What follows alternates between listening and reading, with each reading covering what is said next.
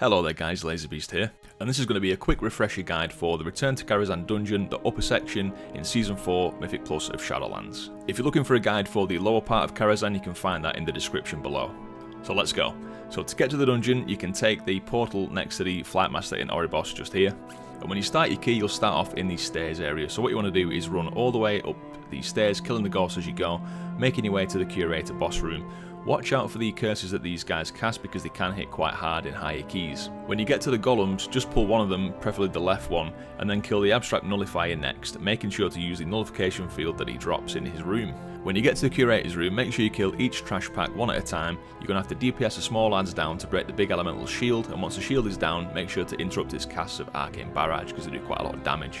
You can make use of the previous room to pull safely, and if you do end up pulling the Curator before you're ready to kill him, you can run out of the room to make him reset until you are ready. So the Curator is the first boss. Now throughout the fight he'll leave damaging pools on the floor, so the safest strategy is to pull him to near the entrance and then gradually move up the room as the fight goes on, so this way you end the fight near the portal too, saving a bit of runtime.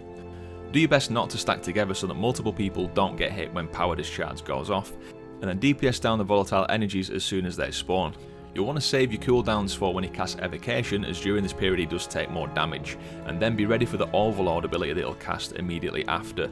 The damage of this goes up for every Evocation he's cast previously, so the first one isn't that much of an issue, but the second one could be quite deadly if everyone's not topped off, and the third one you'll definitely want to save some defensive cooldowns or personal heals for this. Once Curator's down, head down the ramps, and then wait until the Pyromancer mob moves to the right and then run past him on the left, skipping him completely. If he does aggro, you can just reset him by dropping down into the next bit, so just keep on going. In the next room with the Flamebringer, avoid the fire tiles and kill him as quick as you can. If you pull him up the ramp to avoid the fire tiles, he may bug out and get stuck in the floor, so it's up to you if you want to risk it. This way you do avoid the flame tiles completely, so it's easier, but it could cost you time on your key if he does get stuck. He does sometimes reset aggro and go to a random person in the group, so if you jump down and say any pets are stuck at the top of the ramp, he may target them and jump up, and he'll also get stuck up there where you just came from, so try and avoid this where possible by dismissing your pets, jumping down and then resummoning them. Once he's down, head up the ramp and you'll get to the Medivh boss fight. So the priority interrupt here is Frostbolt. Then you want to leave the interrupting of the piercing missiles to the tank so they can juggle interrupting with their defensive cooldowns.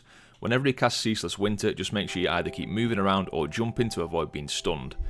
Now when he casts Flame Wreath, this is his big scary ability, so do not move when you're in it. You can still jump, but you cannot leave the ring and nobody else can enter it. You will die if you do. When he casts Guardian Image, just nuke down the 3 adds one by one as a party so you can keep the damage under check. There's a lot for your healer to heal in this fight, so just make sure you use your personal defensives and heals where you can to help them out a bit. Once you kill Medivh, take the door to the right of where you entered and then drop down to where you turn small. And here you're going to want to skip the initial trash mob, so make your way through and then hug the wall over to the right and run down to where the boss is, and then you just want to kill the spider that's right near the boss and make sure that you dispel its casts of leech life as soon as you can. So onto the mana devourer boss. So this guy will drop pools of void on the floor, which you can ignore for now.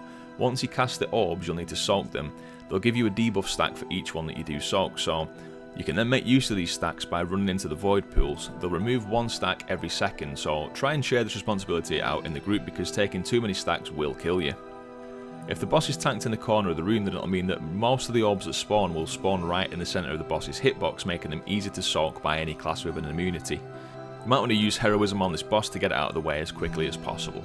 And then once you kill him and you return to normal size, clear out all the trash in the rest of the room as it's quite easy to deal with and it gives really good count. So once you're out of this room, start making your way up the ramps, ignore the bats in the air, just dodge the stuff that you cast on the floor, and deal with the 2 NPCs that are on the ground. The Slayer is going to try to knock the tank off, so don't have your back to the edge if you're the tank, and don't tank him facing the group so he can't knock anyone else down. The Pyromancer is going to drop bombs which you can soak, but they'll still deal big damage to you anyway, just make sure you soak them. When you get to the chest part, just cleave and AoE the mobs down. Don't stand on any of the tiles that have fire or light effects on them, just avoid any AoE stuff, and make sure that you're damaging the king after any piece dies, as it becomes vulnerable for 20 seconds when you kill one piece. You can kill the queen last as she has the highest HP, and at 30% HP the king is no longer immune, so just make sure that your tank picks him up as he will become aggressive. Once these guys are out of the way, head through the portal and trigger the roleplay between Khadgar and Medivh. And then here we have the final boss, so this starts on the ground. The interrupt priority here is Burning Blast, so either kick this or dispel it if it goes off. You'll need 3 people with interrupts in rotation to make sure that you can get every cast of it kicked. The healer should focus on dispelling chaotic shadows. Now when this is dispelled, the person it's dispelled off will then emit explosive orbs around it, so make sure you're not all stacked up to make this easy to avoid. The ships in the air will target someone with a fell beam, so just make sure to kite this away from your group. And the boss will occasionally cast Disintegrate, which is a big beam that comes out from his eye, so make sure that you don't stand in front of him when he's casting this, and always keep an eye on which way he's facing to make this easy to dodge. At the start of phase 2, he's going to make a portal and go up to one of the ships, so go through the portal to follow him up.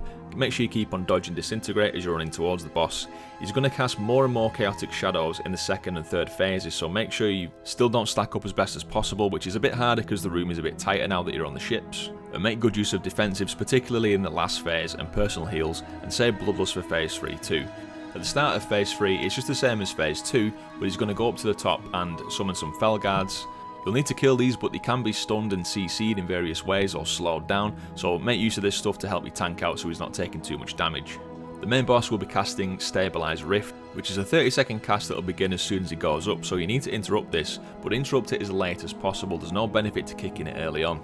This way you'll get the most value out of him not casting any of his other abilities, giving you more time to deal with the Fel Guards. So stay focused and you'll get this guy down, and that is your Upper Karazhan Mythic Plus run finished.